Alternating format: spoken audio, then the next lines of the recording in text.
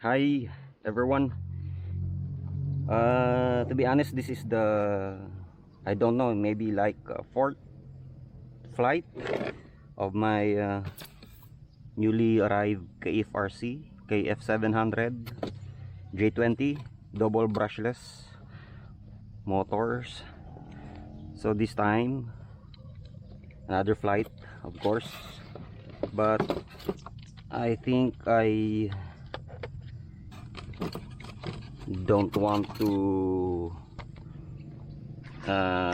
put on the landing gears because there's no good runway, and of course it's grass, it's soft, so I believe I don't need to land it in a runway, and I believe the blades will not be able to damage because of the ground is soft and grass,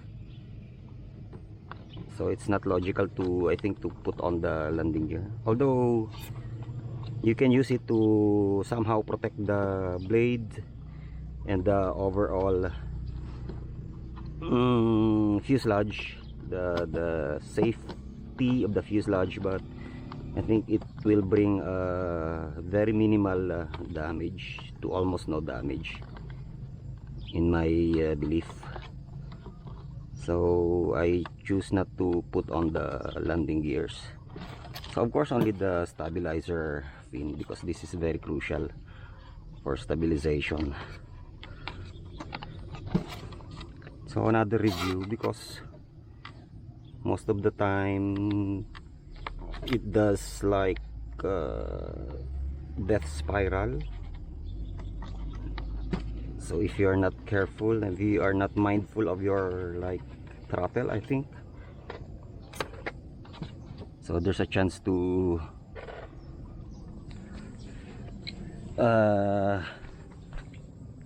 have this plane into spiral death.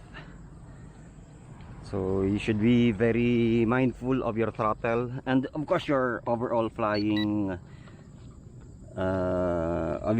overall flying. Yeah, stabilize.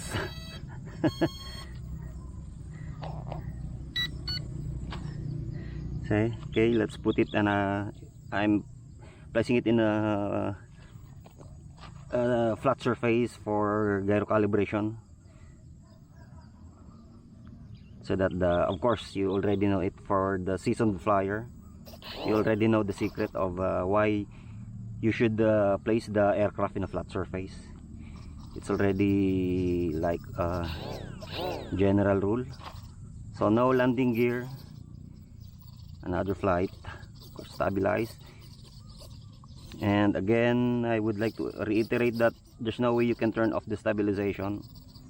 There's a 3D button here, a 360 button here, but it only do instant 360 or some instant stunts, and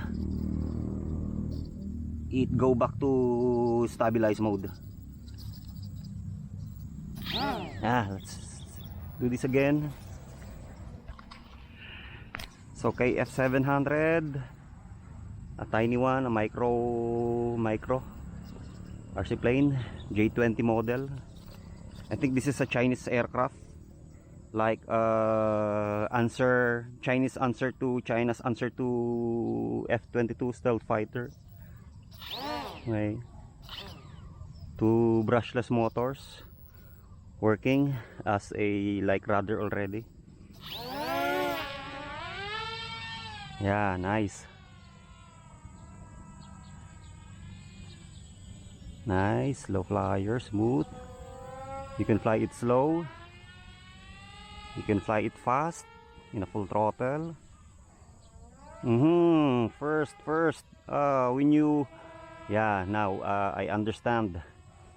When you bring the throttle down, all the way down, it causes that spiral. It loses its control. It's like dead. It's like dead in the mid-air, then it goes down to crash. That's the, I think that's the recipe. That's the recipe to destroy this RC plane. You have to be mindful when you bring down the throttle. Like for example, if you want to land or if you want to go slow, you have to be very careful with your, mindful with your throttle.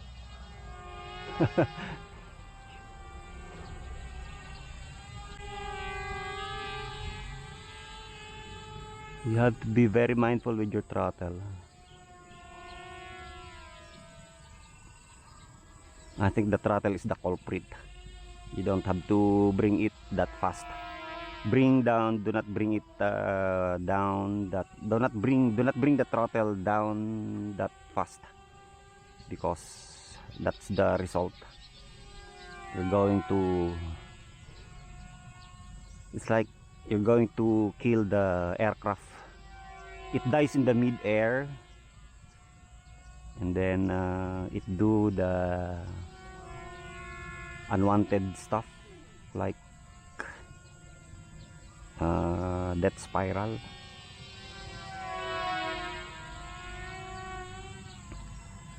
Can I fly it slow and low? Yeah.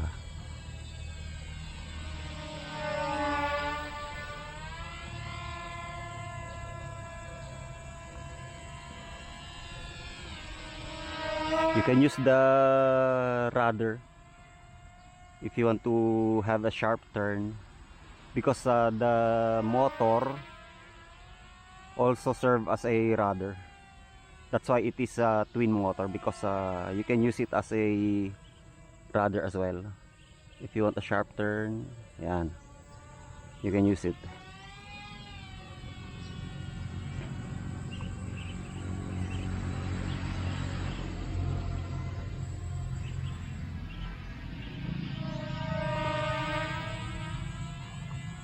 It flies okay, but you know, there's a unexpected death spiral. That's why you don't have to, you have to be very wary of the throttle. Be mindful of the throttle, because it's like it acts like it behaves like a quadcopter. No altitude hold drone or quadcopter, because when you bring down the, of course, when you bring down the throttle in a quadcopter, it just loses its altitude right away, so it crashes. You are lucky if you don't destroy it, just like this one. When you bring the throttle fast, when you bring the throttle down fast, it causes to lose altitude, and then like the usual out of then going back, it loses its altitude. Then that spiral is inevitable, like that. Good thing recover. No, don't crash there. Oh, good thing I recover it. Oh, you see? I will test. I will bring down the throttle. I will bring down the throttle. Down. Then if you bring it back, then that's what happened. Ooh, good thing recover. Yeah, I know. When you bring down the throttle right away, immediately, then you push some to give the aircraft some lift, then that's the result. If you bring down the throttle, then the aircraft will slow down, of course. Then if you give it back, if you give back the throttle to give it a lift, then that spiral happen, because I think the aircraft confuses.